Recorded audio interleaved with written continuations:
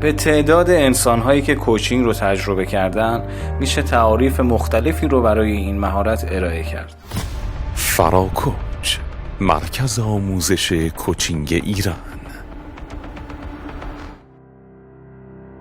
سلام. با سلسله پادکست های جستاری در قلمرو کوچینگ از مؤسسه فراکوچ در خدمت شما هستیم تا مباحث پایه‌ای و مبانی کوچینگ رو با هم به اشتراک بگذاریم. لطفاً شنبه هر هفته ما رو از پیج اینستاگرام و وبسایت مؤسسه فراکوچ دنبال کنید.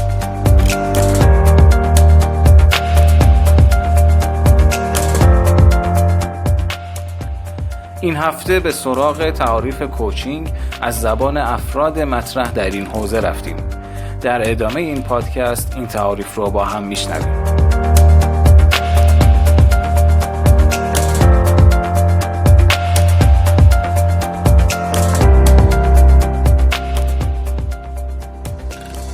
طبق تعریف فدراسیون بین‌المللی کوچینگ ICF، کوچینگ یک فرایند فکری و خلاق بین کوچ و مراجع است که به بهتر کردن عملکرد، افزایش توانایی‌های فردی و حرفه‌ای و ایجاد خلاقیت بیشتر در آنها می‌پردازد.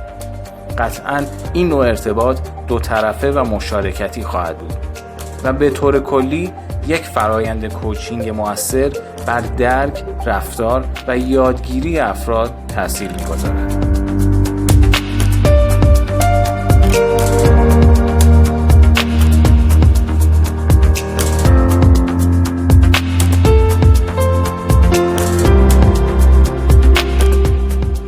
شاید بهترین تعریف کوچینگ همان گونه است که توسط سر جان وایتمور ارائه شده است. آزادسازی پتانسیل افراد برای به حد اکثر رساندن عملکرد خود. این امر کمک می‌کند تا به جای آموزش دادن به افراد به آنها کمک کنیم که خود شروع به یادگیری کنند.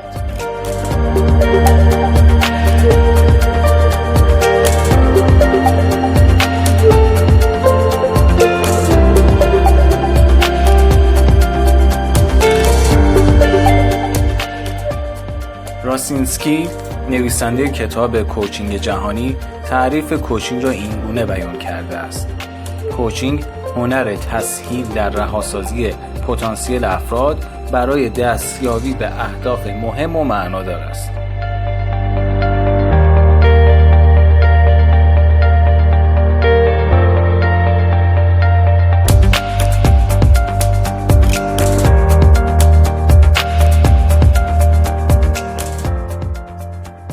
مایلز داونی از اولین پایه‌گذاران کوچینگ در اروپا میگوید کوچینگ هنر تسهیل عملکرد، یادگیری و توسعه دیگری است.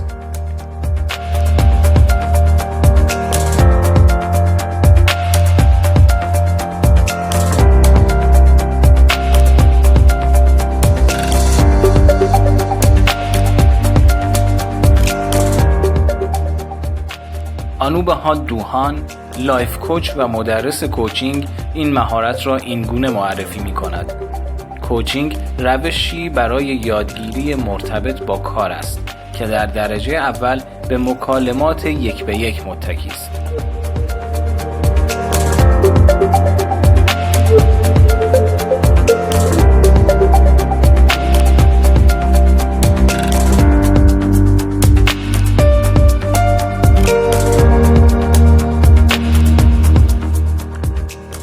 باچرکووا کوچینگ رو اینگونه معرفی میکنه: کوچینگ یک فرایند توسعه انسانی است که شامل تعامل ساختار یافته، متمرکز و استفاده از راهکارها، ابزارها و تکنیک‌های مناسب برای ترویج تغییر مطلوب و پایدار به سود کوچی است و به طور بالقوه برای سایر ذی‌نفعان است.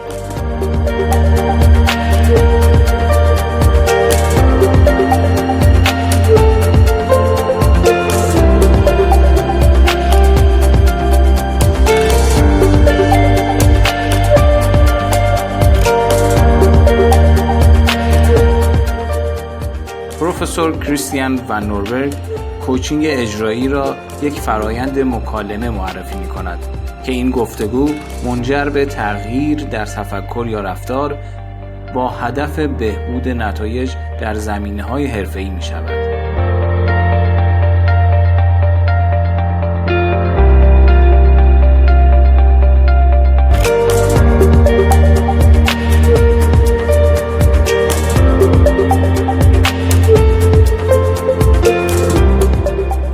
با توجه به تعاریف ذکر شده در مورد کوچینگ میتوان گفت کوچینگ یک گفتگو بین کوچ و کوچی است که از گفتگوهای روزمره هدفمندتر و رسمیتر بوده و در جهت رشد و موفقیت کوچی میکوشد.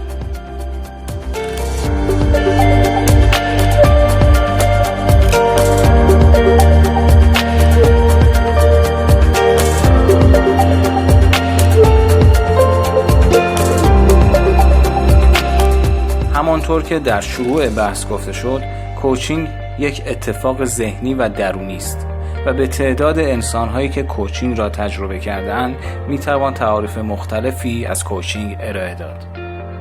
تعریف شما از کوچینگ چیست؟